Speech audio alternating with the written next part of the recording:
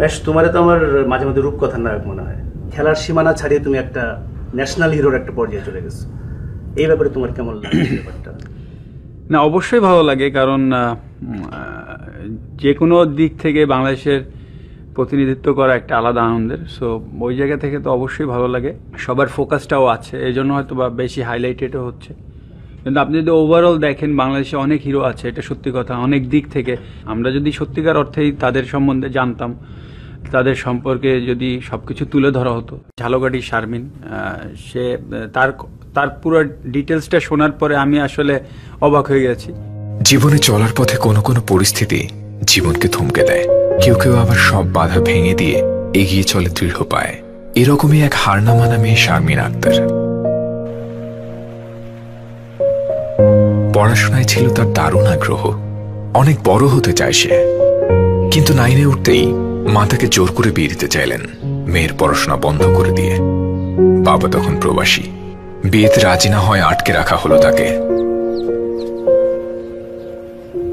আত্মপ্রত্যয় শারমিন বুদ্ধি করে পালিয়ে গিয়ে কিছু মানুষের সহযোগিতায় থানায় মামলা করে। মা আর হবু স্বামীকে গ্রেপ্তার করিয়ে নিজের বাল্যবিবাহের পথ নিজেই বন্ধ করে দেয়।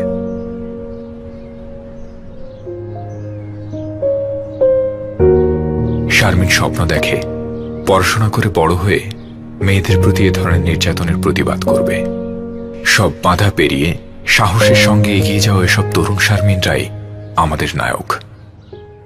আমি আসলে কখনো কখনো এগুলা পড়ে দেখে আসলে অবাক হই এবং প্রচন্ড ইমোশনাল হয়ে যায়। যেমন আপনি যদি বলেন ফেনীর নেসার ভাই, উনি এখন চিটাগাংয়ে থাকে, ওনার কর্মস্থল চিটাগাং। ওখানে থেকে উনি যেভাবে করছে মানুষের জন্য, তার গল্পটা আসলে আমাকে ইন্সপায়ার করেছে এবং আমার কাছে মনে হচ্ছে যে মানে উই আর নাথিং।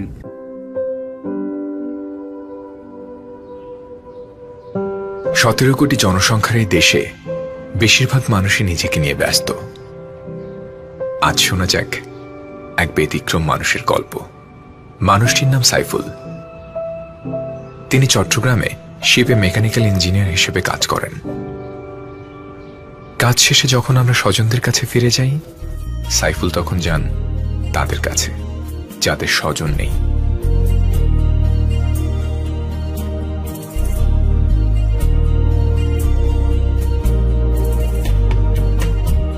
হ্যাঁ, হাসপাতালে অজ্ঞাতনামা রোগীদের সুস্থ করে বাড়ি পৌঁছে দেয় সাইফুলের ব্রত।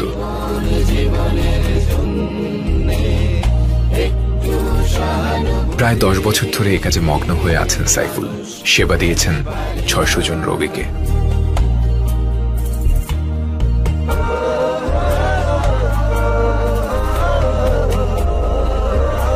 ঔষধ বা খাবার কিনে দেওয়ার সব দায় দায়িত্ব নেন এই মানুষটি, নিজের সাধ্যের মধ্যে যতটুকু পারেন।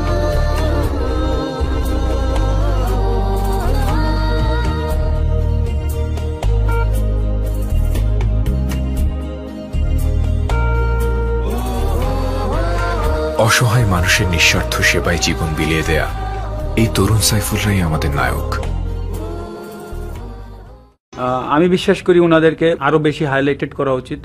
যেমন আমি যদি বলি যে মাবিয়া, উনি যখন গোল্ড পেল, গোল্ড পাওয়ার পরে ওনার হিস্ট্রিটা আমরা জেনেছি।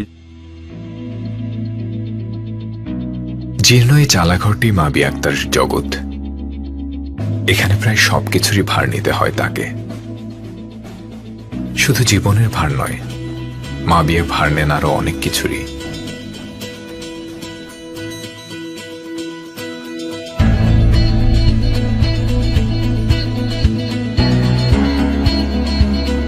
কিন্তু সবকিছু পেছনে ফেলে পড়াশোনার ভার উত্তোলনের প্র্যাকটিস চলে নিয়মিত।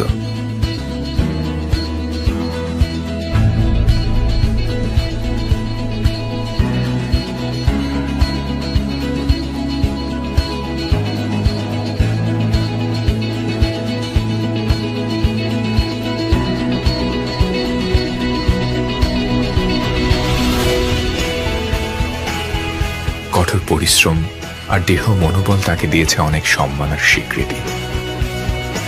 এরই মধ্যে তিনি নির্বাচিত হন 2016 সালে সাউথ এশিয়ান গেমসের জন্য। জীবনযাপনের এই টানাপোড়েনে শেষ পর্যন্ত কি যাওয়া হবে তার?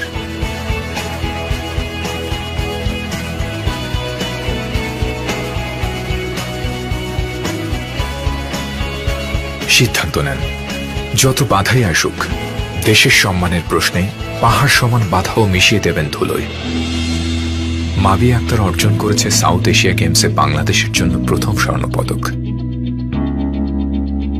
সব বাধা পেরিয়ে দুরন্ত গতিতে এগিয়ে চলা এই তরুণ মাবিয়ারাই আমাদের নায়ক।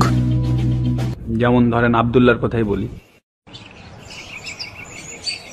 শীতের সকালে যখন কম্বলটা আরেকটু ভালোভাবে জড়িয়ে আমরা মধুর আলস্য উপভোগ করছি, তখন ঢাকার বুকে ছোট্ট ঘরে শুরু হয় এক অদম্য তরুণের অফিস যাওয়ার প্রস্তুতি।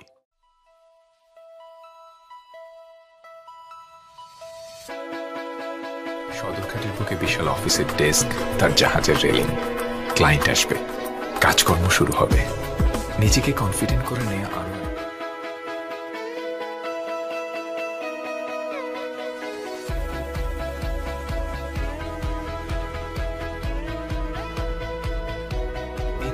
শুরু হয়ে গেল মিটিং।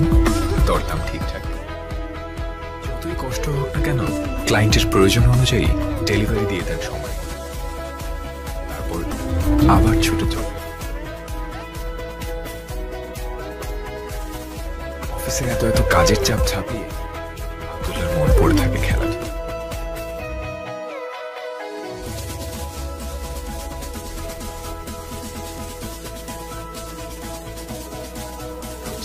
অস্থির লাগতে থাকে কখন যাবেন খেলা।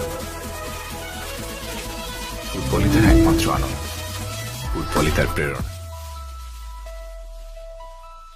ফুটবলের গায়ের প্রতিটা শট আব্দুল্লাহর জীবন যুদ্ধে এক একটি জয়ের ভাব।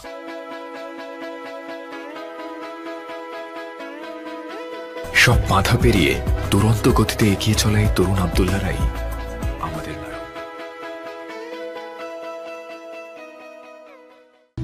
আসলে আমরা তো এত গল্প করলাম, এত দেখলাম, আপনার কাছে একটা জিনিস চাবো, কারণ আমি যাদের কথা বললাম এইমাত্র তারা অ্যাকচুয়ালি আমার চোখে তারা হিরো।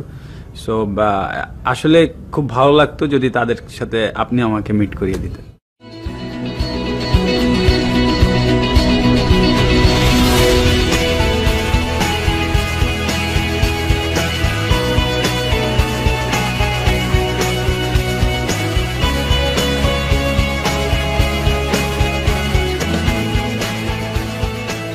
ধন্যবাদ দাদা আপনাকে। আর আমি আপনাদের সবাইকে কিন্তু চিনি, আপনাদের সম্বন্ধে জানি।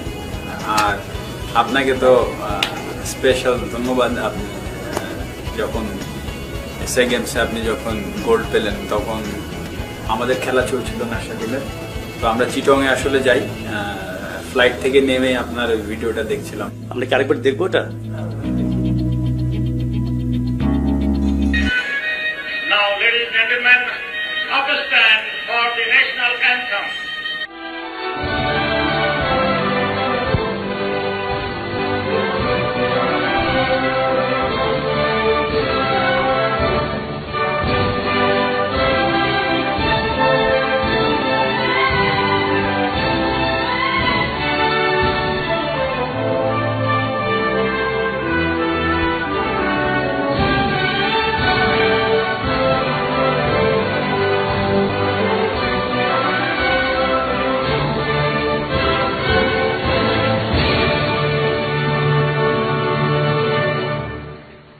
আঠারো বছর পূর্তিতে প্রথম আলোর পক্ষ থেকে আমাদের এই সব নায়কদের প্রতি জানাই অভিবাদন। তারুণ্যই আমাদের শক্তি, তারুণ্যই প্রেরণা। এদেশের বুকে